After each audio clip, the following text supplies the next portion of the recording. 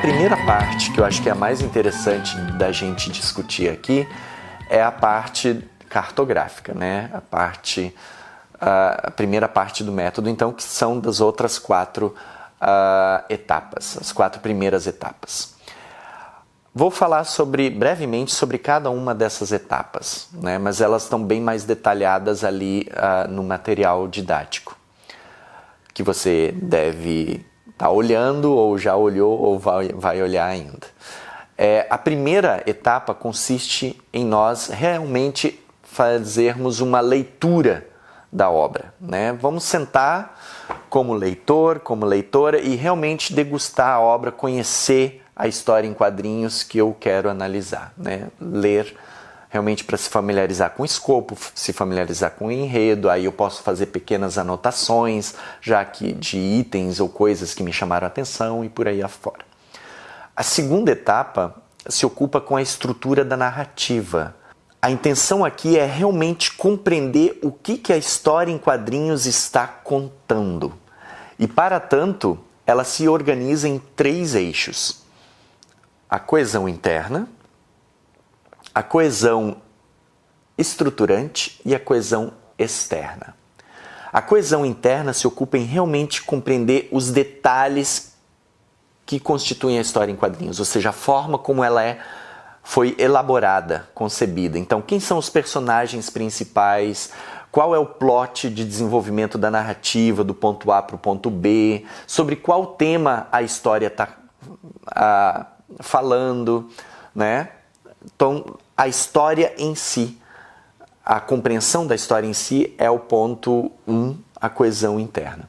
A coesão estruturante se ocupa em compreender como essa história está situada dentro do gênero ao qual ela pertence, né? Por exemplo, uma história de super-heróis vai seguir determinada estrutura porque o gênero padronizou ou parametrizou essa estrutura, né? Então, como é que a história que eu estou analisando responde ao gênero ao qual ela pertence? Essa seria a coesão estruturante. A coesão externa seria daí o contexto maior, né, no qual essa história se insere, né? Entra aqui, então, se ela pertence a um arco maior da narrativa. Isso acontece especificamente em histórias que são seriadas. Um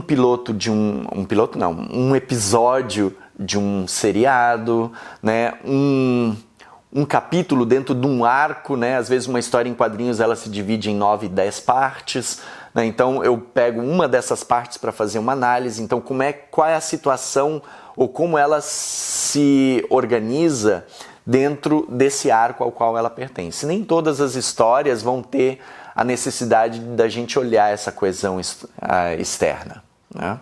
Mas fica aí. Então, essa segunda etapa, melhor dizendo, da estrutura narrativa, ela se ocupa em compreender o texto em si, a história em si, independente de qual linguagem esse texto utiliza, né? Aqui o texto, eu não estou me referindo a texto escrito, mas a estrutura da história em si.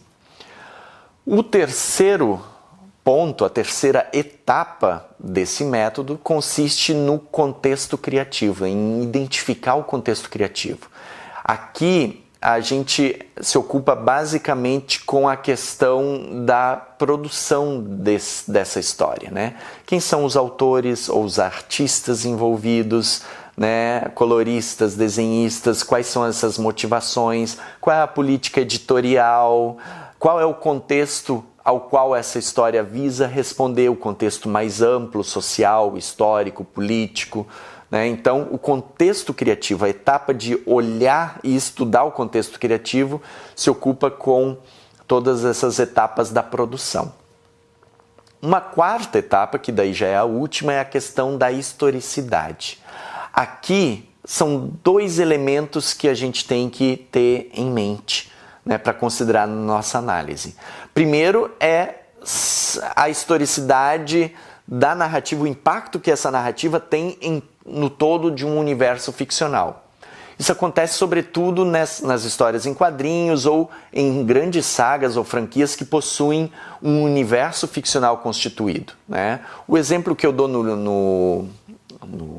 na unidade é, por exemplo, da Kryptonita, que foi inventada no programa de rádio e depois foi incorporada ao universo ficcional todo, né? E aí ela acabou aparecendo também nos filmes, nas histórias em quadrinhos em si, ou seja, qual é o lugar que aquela história ocupa dentro da historicidade do universo ficcional, do todo do gênero. Essa é a ideia de uma das etapas da historicidade. A outra se concentra na recepção dos fãs, na recepção da crítica especializada, na recepção da audiência, né? Ou seja, qual é o lugar que essa história ocupa na receptividade, ou como ela é recebida pela comunidade, né? Então, essa quarta etapa, a historicidade, se ocupa com esses dois eixos principalmente. E assim eu tenho toda essa parte cartográfica do método, né?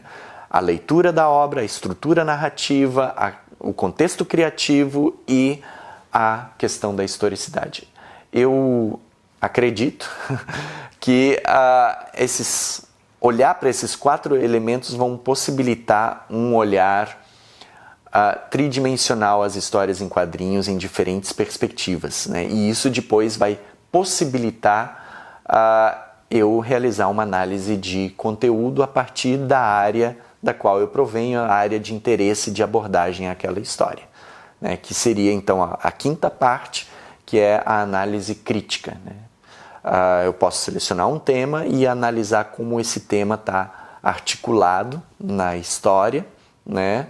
Ou qual é o conteúdo que essa história traz sobre determinado tema, considerando esses elementos, esses 4 elementos que precederam a análise de conteúdo, né? Mas que auxiliaram na composição dessa própria análise.